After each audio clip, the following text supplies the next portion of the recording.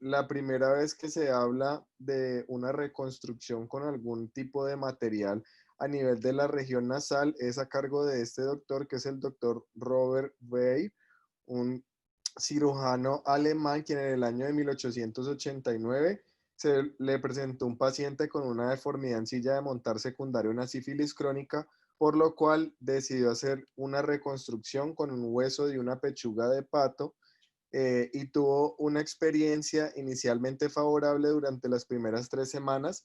No obstante, alrededor de los 2 meses ocurre infección en el lado derecho inicialmente y luego de esto presenta infección 2 semanas después en el lado izquierdo, por lo cual ante dicha persistencia es necesario retirar la estructura. A partir de entonces hay un gran interés para poder hacer reconstrucción nasal con otros implantes. Hay implantes metálicos de oro, de plata, de platino, aluminio. Y posteriormente, para el año de 1898, a cargo del doctor George Howard Monks, hace una reconstrucción también de un paciente con un defecto en la región nasal por silla de montar, con el uso de un material celuloide, que es un plástico transparente inflamable de una película cinematográfica.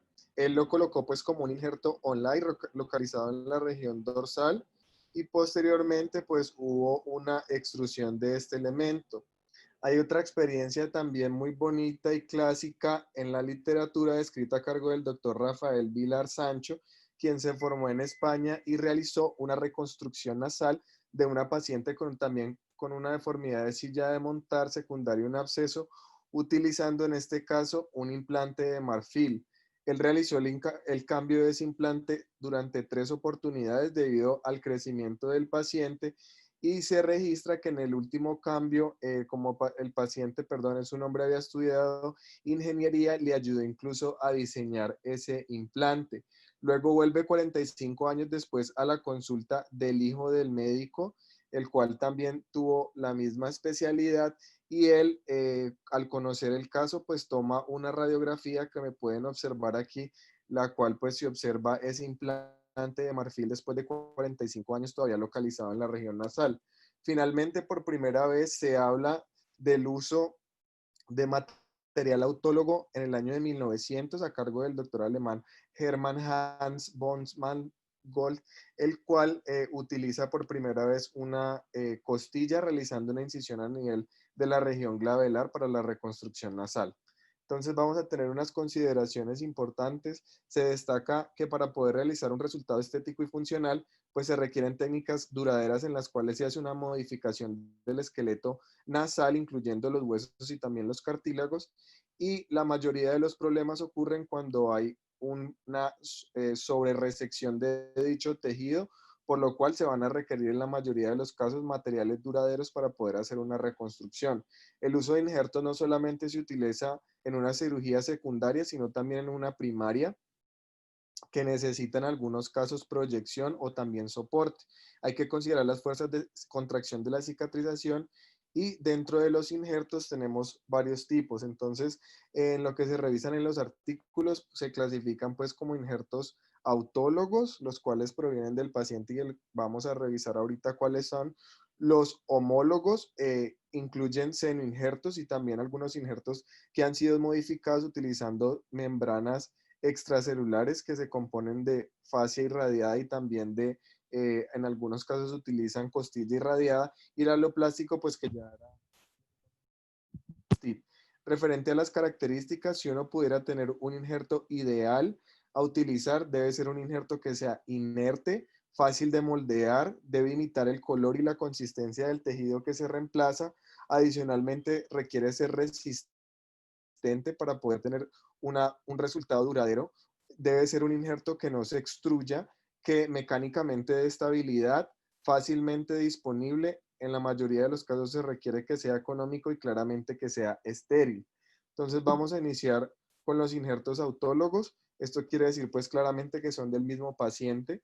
Tenemos injertos de cartílago, de hueso, o cuando hablamos de tejidos blandos estaremos hablando del pericondrio, de la fascia temporal. Claramente estos siempre serán los de material de elección, pueden ser cosechados en diferentes maneras.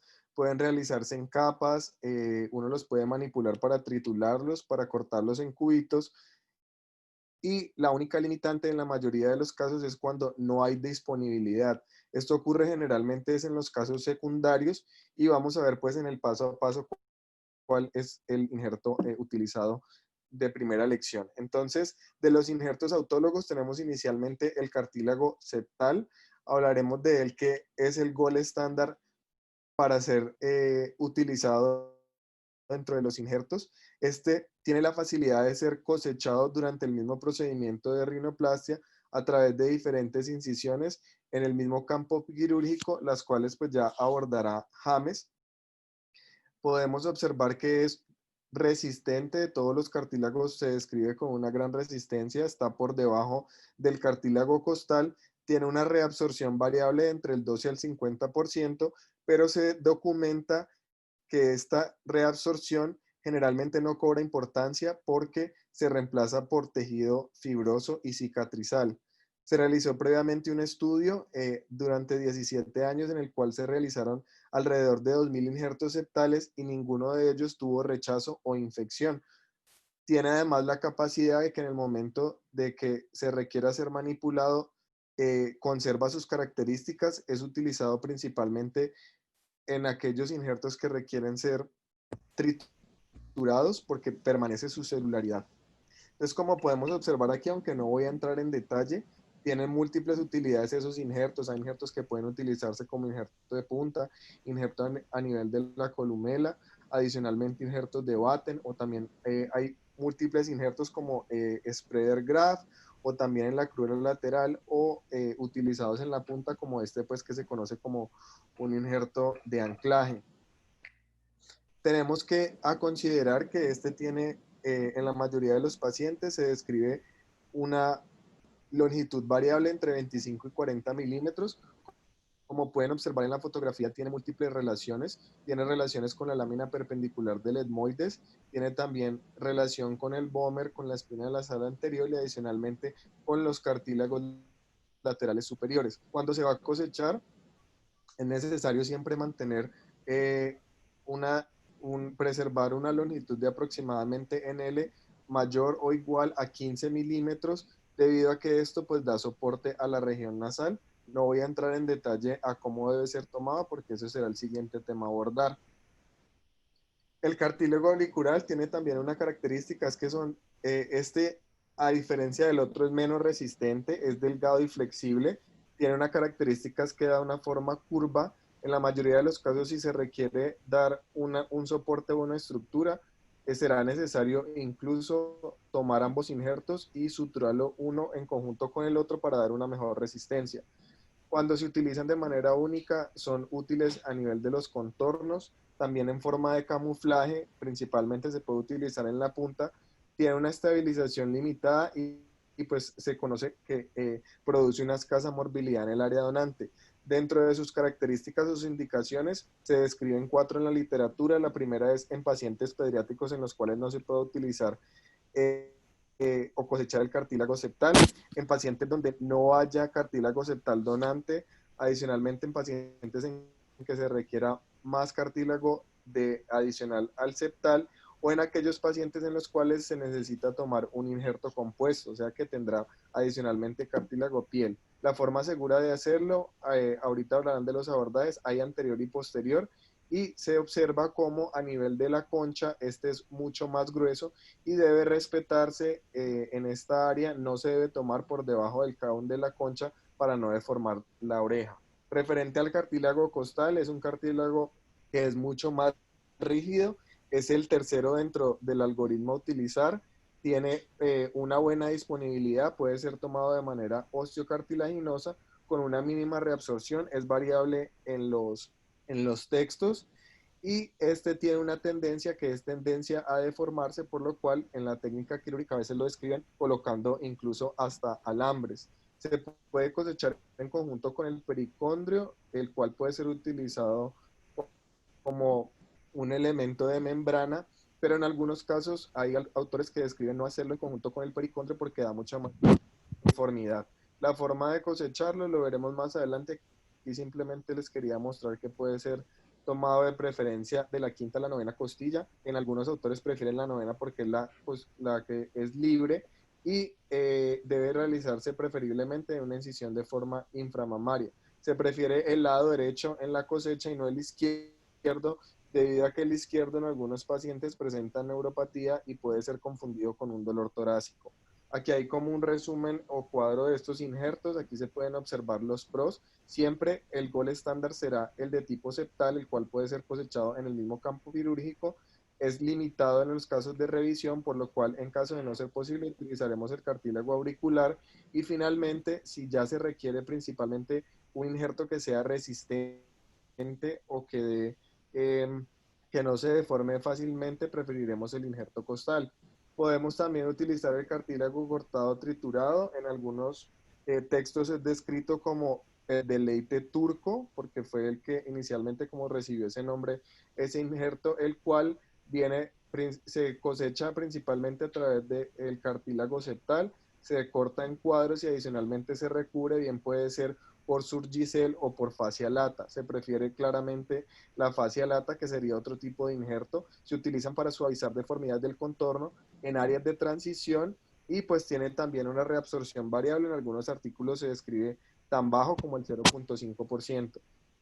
Este es un algoritmo en el cual podemos observar cuál es la necesidad de ese injerto cartílago. Si se requiere un injerto estructural, preferiremos el cartílago septal porque da una buena resistencia y un buen volumen. En el caso de que no esté disponible, se utiliza el cartílago costal. En injertos de aumento, si el aumento es pequeño, puede ser utilizado como primera opción siempre el cartílago septal. Si es inadecuado, se prefiere el cartílago auricular. Y en aquellos que sean de gran tamaño, en el caso de que no esté disponible el cartílago septal, se utilizará el cartílago costal. Para los injertos de camuflaje, que principalmente se encuentran en la punta, se pueden utilizar el cartílago septal de forma triturada o intacto. Si no está disponible, pasaremos como segunda opción al cartílago auricular y finalmente siempre como tercera opción está el cartílago costal. El injerto óseo puede ser tomado de dos partes, se describen a nivel de la cresta ilíaca de la corona o del olecrano. No obstante, el más utilizado siempre es el debido a que tiene una osificación de tipo membranosa con una baja tasa de reabsorción, a diferencia, por ejemplo, del de cresta ilíaca, que es del 6.5, y la misma ventaja es que se toma en el mismo campo quirúrgico. Es un injerto de tipo estructural, da soporte y se toma en aproximadamente en tiras de 1 a 4 centímetros. Tiene altas complicaciones como lo pueden ser pues por el área en el que se encuentra, lesión en la dura, hematoma subdural o laceración del seno sagital. La fascia temporal también puede ser utilizada, se utiliza principalmente como un injerto de camuflaje. Aquí se puede observar cómo pues se han cortado ese cartílago septal y se utiliza como injerto de camuflaje para principalmente aumento de los tejidos blandos. Lo describe mucho a nivel de la región de la reconstrucción del dorso nasal y siempre será un injerto tomado de la fascia temporal profunda. Puede ser utilizado en rinoplastia primaria, en rinoplastia secundaria, en el caso de que se necesita haber un camuflaje, corrección de irregularidades del dorso principalmente, o si hay una infección de un implante dorsal, puede ser utilizado inmediatamente posterior al implante. Aquí se puede observar una fotografía en la cual se ha hecho una rinoplastia vía técnica abierta, se coloca ese injerto de fascia temporal, pues claramente con cartílago septal triturado y aquí pues han realizado la disección. Aquí muestran adicionalmente cómo se puede cortar con hoja de bisturí número 11 o también con una hoja como una cuchilla que se utiliza en este caso. Los injertos homólogos, les hablé del seninjerto, aquí está la costilla irradiada, son injertos también estructurales o de volumen, dan la capacidad de ser cosechados y de permanecer guardados durante mucho tiempo, se irradian claramente para evitar principalmente la carga inmunogénica y para que haya una baja extrusión y una baja infección. Se reportan en los artículos una infección menor al 1% y reabsorción una tasa de alrededor de 7.4%. Ya dentro de los injertos homólogos, adicionalmente describen, ya para terminar, matrices celulares dérmicas. Esta tiene la característica de que se han sido tomados y procesados de piel de cadáver humano. existe el Alloderm y el Megaderm, simplemente la diferencia es la forma como han sido tratados. El Alloderm ha sido tratado con criopreservación y ha sido irradiado con rayos gamma, y el Megaderm ha utilizado electrones. Se utilizan como andamio para la regeneración celular. A través de él simplemente lo que van a hacer es van a crecer diferentes fibroblastos y diferentes células. Tiene una reabsorción variable entre el 30 y el 80%, y se prefieren utilizar como camuflaje o aumento en el volumen. Este es el caso del Megaderm. Aquí se pueden diferenciar, como viene en su presentación. Hay de diferentes formas. El primero es la forma tallado, que se utiliza principalmente para aumento a nivel del dorso nasal. Este que se está aquí es en bloque, el cual se utiliza cortado, como se puede observar en la figura de, principalmente para injertos a nivel de la punta nasal. Y adicionalmente, este que se puede observar aquí es en forma de lámina, que se utiliza para, como un envoltorio para los injertos autólogos o para los aloplásticos. Aquí pues se puede observar cómo han utilizado en un paciente, han tomado pues la plantilla, mirado cuál es la necesidad para dar un aumento en el volumen a nivel de ese dorso nasal. Se hace vía rinoplastia abierta, y este es el resultado pues del paciente del posoperatorio a los 6 meses. Tiene diferentes ventajas estas matrices: se ajustan al grosor, tienen un elemento elástico y extensible, son poco rígidas, suaves y siempre biocompatibles, pero la desventaja es que tienen una reabsorción variable, principalmente el Alloderm en un 45%. El Megaderm se describe en diferentes series de casos y hay una reabsorción de aproximadamente 2.5. Estas son las imágenes histológicas a nivel del Megaderm. Se puede observar cómo con las flechitas aquí azules lo que se encuentran son los vasos nuevos que se han formado sobre esa matriz, y adicionalmente en la flechita roja lo que se pueden observar son los nuevos fibroblastos. Hay otro que se describe que es el tutoplast, que es fascia lata procesada. También es tomada a nivel de cadáver. Ha sido tratada de diferentes formas con pH alcalino, un tratamiento osmótico, oxidación, se deshidrata en un solvente y luego ya se hace el empaque estéril irradiándola con rayos gamma entre 15 a 25 Ky. Entonces aquí lo que observamos adicionalmente es cuando utilizan este injerto, pues lo que se pueden observar es una proliferación celular. En rojito lo que están viendo a nivel de la pantalla es la neovascularización, y en azul simplemente son los infiltrados de los nuevos fibroblastos. Entonces tendremos en cuenta que para lo que sirven las membranas es para facilitar ese proceso de vascularización y adicionalmente del depósito de fibras de colágeno.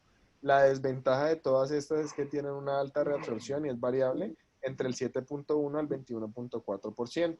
Y ya con eso finalizaría pues mi presentación.